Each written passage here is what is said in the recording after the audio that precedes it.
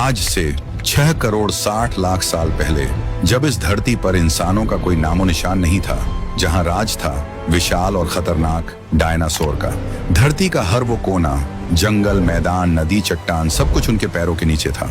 उनकी आबादी देखकर ऐसा लगता था जैसे ये दुनिया हमेशा इन्हीं की रहेगी। लेकिन प्राकृतिक को कुछ और ही मंजूर था, और फिर कुछ ऐसा हुआ कि एक ही पल में उनका अस्तित्व ही मिट गया। क्या सच में ये सब सिर्फ एक हादसा था, या फिर इंसानों को धरती पे बसाने के लिए कोई अनजानी शक्ति का हाथ? तो स्वागत है आपका आज के इस अद्भुत सफर में। आज हम देखेंगे 6 करोड़ 60 लाख साल पुरानी धरती से अब तक का सफर। लेकिन आखिर ये डायनासोर थे कौन? ये सिर्फ बड़े जानवर नहीं थे, ये उस समय के असली शासक थे। इनमें कुछ इतने विशाल थे कि उनकी एक चाल धरती को हिला देती थी। जैसे लंबे गर्दन वाले, पेड़ों की ऊंचाई तक पहुंचने वाले शाकाहारी जो दिन भर पत्ते खाते रहते थे, तो वहीं कुछ ऐसे भी थे जो सिर्फ शिकार के लिए जीते थे। तेज, चालाक और बेहद खतरनाक। उनकी आंखें अंधेरे में भी सब देख लेती थीं, और उनके दांत किसी भी शिकार को एक ही झटके में खत्म कर सकते थे। उस समय की दुनिया कमजोरों के लिए बिल्कुल नहीं थी। उस समय की धरती आज जैसी नहीं थी। हर तरफ घने जंगल थे, अजीब अजीब पेड़ जो आज हमें कहीं देखने को नहीं मिलते। हवा में नमी थी, तापमान ज्यादा था, और शायद इसी वजह से ये जीव इतने विशाल हो पाए। डायनासोर सिर्फ जमीन पर ही नहीं थे, आसमान में उड़ने वाले विशाल पंखों वाले जीव भी थे, और समंदरों में ऐसे खतरनाक शिकारी जो पानी के अंदर ही पूरी दुनिया चलाते थे। ये राज कुछ दिनों या सालों का नहीं था। डायनासोर ने इस धरती पर लगभग 16 करोड़ साल तक राज किया। सोचिए, इंसानों का पूरा इतिहास उसके सामने कुछ भी नहीं है। इतने लंबे समय तक सब कुछ ठीक चल रहा था। जंगल बढ़ रहे थे, जीव अपने अपने तरीके से जी रहे थे। लेकिन अंत हर चीज का होता है। हर दिन की तरह उस दिन भी डायनासोर अपनी जिंदगी जी रहे थे। कुछ शांत होकर ऊंचे पेड़ों की पत्तियां खाने में लगे थे, तो कुछ अपने शिकार की तलाश में धीरे धीरे आगे बढ़ रहे थे। सब कुछ बिल्कुल सामान्य था, लेकिन उन्हें कहां पता था कि आज उनका आखिरी दिन है इस धरती पर, कि कुछ ही पलों में आसमान से आने वाली एक तबाही उनकी पूरी दुनिया खत्म करने वाली है। और उसी के साथ शुरू होने वाला है एक नया अध्याय, एक नई शुरुआत, एक नई एवोल्यूशन, जहां से ये धरती एक बिल्कुल अलग दिशा में बढ़ेगी। और फिर अचानक आसमान में एक तेज चमक दिखाई दी। इस बार ये कोई साधारण रोशनी नहीं थी, ये एक विशाल एस्टेरॉयड था जो लगभग 10 से 12 किलोमीटर चौड़ा था और हजारों किलोमीटर प्रति घंटे की रफ्तार से धरती की ओर बढ़ रहा था।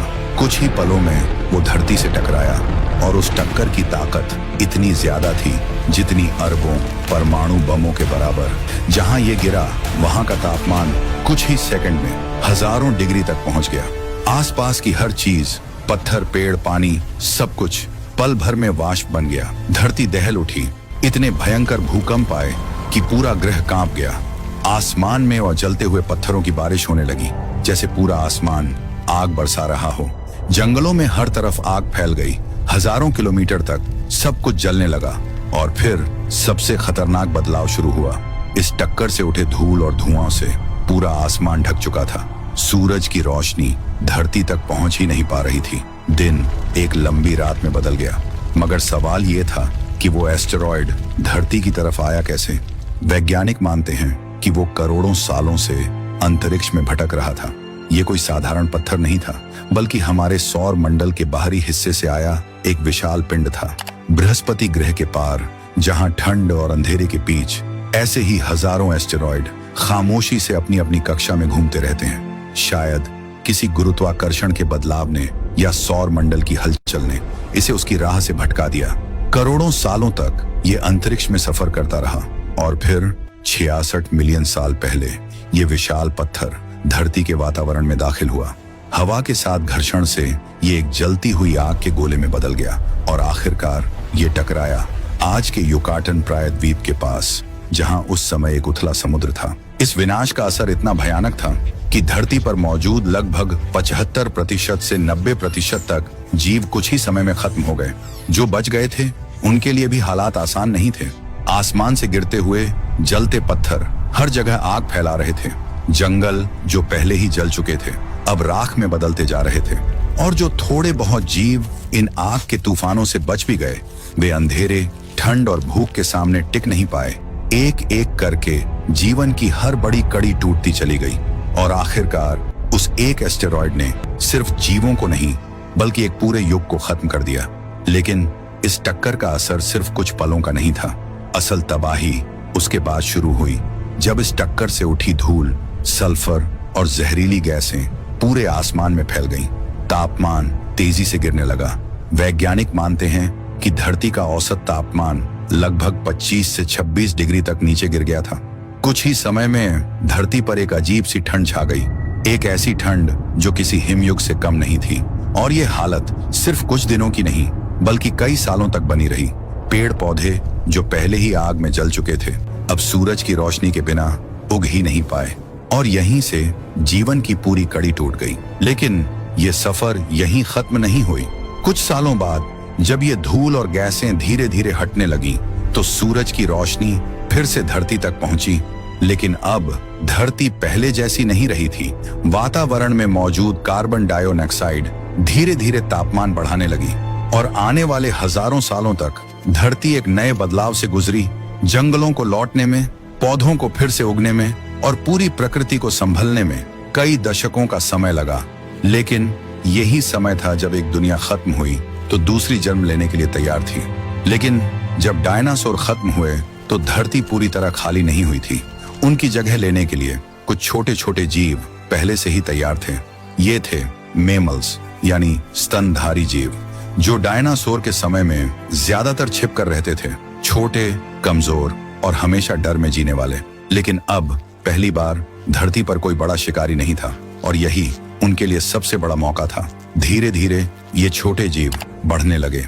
कुछ जमीन पर दौड़ने लगे, कुछ पेड़ों पर चढ़ने लगे और कुछ ने नई जगहों पर रहना शुरू कर दिया। लाखों साल बीतते गए और इन जीवों में एक खास बदलाव शुरू हुआ। कुछ ऐसे जीव पैदा हुए जो सिर्फ ताकत से नहीं बल्कि दिमाग से जीना सीख रहे थे। इन्हें हम कहते हैं प्राइमेट्स, यानी वो जीव जो आगे चलकर इंसानों के पूर्वज बने। लगभग 6 से 7 मिलियन साल पहले धरती पर एक नया कदम पड़ा। पहले आदि मानव, जिन्हें हम आज होमिनिन्स कहते हैं, ये पूरी तरह इंसान नहीं थे लेकिन बंदरों जैसे भी नहीं थे। ये 2 पैरों पर चल सकते थे, अपने हाथों का इस्तेमाल कर सकते थे और धीरे धीरे सोचना सीख रहे थे। समय के साथ इनमें कई अलग अलग प्रजातियां आईं, जैसे होमो हैबिलिस जिन्होंने सबसे पहले औजार बनाए, फिर आए होमो इरेक्टस जिन्होंने आग को काबू करना सीखा और हजारों साल बाद एक और प्रजाति सामने आई जो हमसे बहुत मिलती जुलती थी, निएंडरथल। ये हमसे अलग भी थे और बहुत हद तक हमारे जैसे भी। मजबूत शरीर, चौड़े कंधे और बेहद ताकतवर। इनका शरीर ठंडे मौसम में जीने के लिए बना था। ये ज्यादातर यूरोप और पश्चिमी एशिया के बर्फीले इलाकों में रहते थे, जहां तापमान इतना कम होता था कि साधारण जीवों के लिए जिंदा रहना मुश्किल था। लेकिन निएंडरथल उस माहौल के लिए बिल्कुल फिट थे। वे मोटी खाल वाले जानवरों का शिकार करते थे, जैसे मैमथ, बाइसन और बड़े हिरण। उनकी ताकत और शिकार करने की क्षमता उन्हें बेहद खतरनाक शिकारी बनाती थी। लेकिन वे सिर्फ शिकारी नहीं थे, वे सोच सकते थे, योजना बना सकते थे। वे अपने औजार खुद बनाते थे, पत्थरों को तराश कर तेज और मजबूत हथियार तैयार करते थे। सबसे हैरान करने वाली बात यह है, वे अपने मृत साथियों को दफनाते भी थे। इसका मतलब उन्हें भावनाओं का एहसास था। शायद वे दुख और अपनापन भी समझते थे। कुछ सबूत ये भी बताते हैं कि वे आग का इस्तेमाल करते थे और गुफाओं में रहते थे। लेकिन फिर भी कुछ कमी थी। उनका दिमाग बड़ा था लेकिन सोचने का तरीका हमसे थोड़ा अलग था और यहीं होमो सेपियंस उनसे आगे निकल गए। लगभग 40,000 साल पहले निएंडरथल इस धरती से हमेशा के लिए गायब हो गए। कुछ वैज्ञानिक मानते हैं कि वो हमारे साथ घुल मिल गए और कुछ मानते हैं कि वे धीरे धीरे खत्म हो गए। लेकिन एक बात तय है, वे हमारे दुश्मन नहीं थे, वे हमारे जैसे ही थे, बस एक अलग रास्ते पर। लेकिन इन सब के बीच एक और प्रजाति थी जो बाकी सबसे अलग थी, जिसका दिमाग ज्यादा तेज था। वो थे होमो सेपियंस, यानी हम। लगभग 3 लाख साल पहले अफ्रीका में जन्मे और धीरे धीरे पूरी दुनिया में फैल गए और यहीं से शुरू हुई हमारी असली कहानी। लेकिन होमो सेपियंस बनने के बाद भी हमारी जिंदगी आसान नहीं हुई थी। आज जिस दुनिया में हम रहते हैं उससे बिल्कुल अलग थी वो दुनिया। ना कोई शहर, ना कोई घर, ना कोई सुरक्षा। हम इंसान इस धरती पर बस एक भटकते हुए यात्री थे। हर सुबह एक ही सवाल से शुरू होती थी, क्या आज खाना मिलेगा? और हर रात एक ही डर के साथ खत्म होती थी, क्या हम सुबह तक जिंदा रह पाएंगे? हम छोटे छोटे समूहों में रहते थे, 20 से 30 लोगों का एक कबीला जो लगातार एक जगह से दूसरी जगह भटकता रहता था। कभी जंगलों में, कभी मैदानों में, तो कभी ठंडी पहाड़ियों के बीच। हमारे पास कोई स्थायी घर नहीं था, बस गुफाएं या पेड़ों के नीचे कुछ समय के लिए ठहरने की जगह, जहां हम कुछ दिनों के लिए रुकते और फिर आगे बढ़ जाते। जिंदगी का सिर्फ एक ही मकसद था, किसी तरह जिंदा रहना। कुछ लोग शिकार करने निकलते, घंटों तक जानवरों के निशान ढूंढते, उनका पीछा करते और सही मौके का इंतजार करते, क्योंकि एक छोटी सी गलती जान भी ले सकती थी। और जो शिकार नहीं कर पाते वो फल, जड़ें और खाने लायक चीजें ढूंढते। उन्हें पता था कौन सा फल जहरीला है और कौन सा जिंदा रख सकता है। लेकिन ये जिंदगी आसान नहीं थी। कभी हम शिकारी होते थे तो कभी खुद शिकार बन जाते थे। घने जंगलों में हर कदम पर खतरा था, कहीं छिपा हुआ शेर तो कहीं अचानक हमला करता कोई जानवर। हमारे कान हर छोटी आवाज पर टिके रहते थे। हवा की सरसराहट भी कभी कभी खतरे की आहट लगती थी। लेकिन इन सब के बीच एक चीज ने हमारी जिंदगी बदलनी शुरू की, आग। जब इंसान ने आग को काबू में करना सीखा तो पहली बार उसे अंधेरे से डर कम लगने लगा। आग ने हमें गर्मी दी, रोशनी दी और जंगली जानवरों से सुरक्षा भी। अब हम कच्चा मांस खाने के बजाय उसे पकाकर खाने लगे, जो शरीर के लिए ज्यादा फायदेमंद था। और शायद यहीं से हमारा दिमाग और तेजी से विकसित होने लगा। धीरे धीरे हमने पत्थरों को तोड़कर औजार बनाना सीखा, भाले, तेज धार वाले पत्थर और ऐसे हथियार जिनसे शिकार आसान हो सके। हम सिर्फ जी नहीं रहे थे, हम सीख रहे थे, हर दिन, हर पल।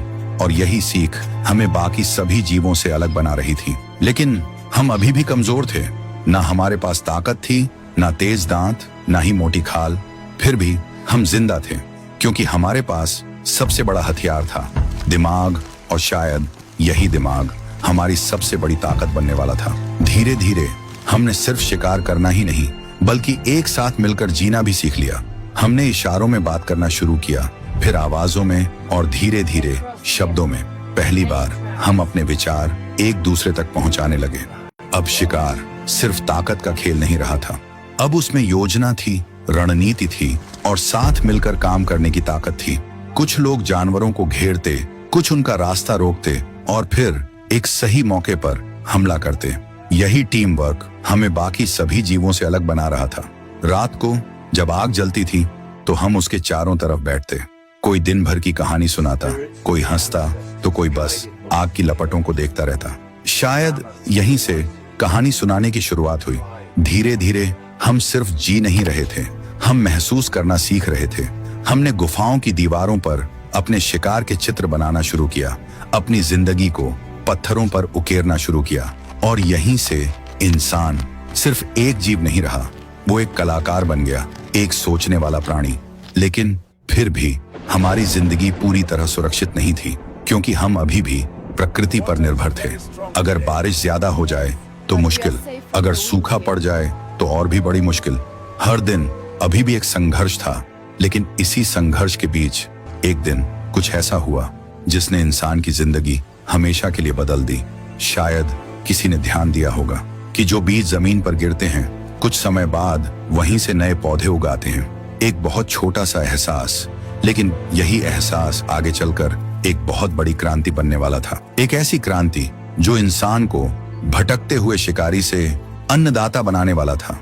लेकिन वो छोटा सा एहसास यहीं रुकने वाला नहीं था।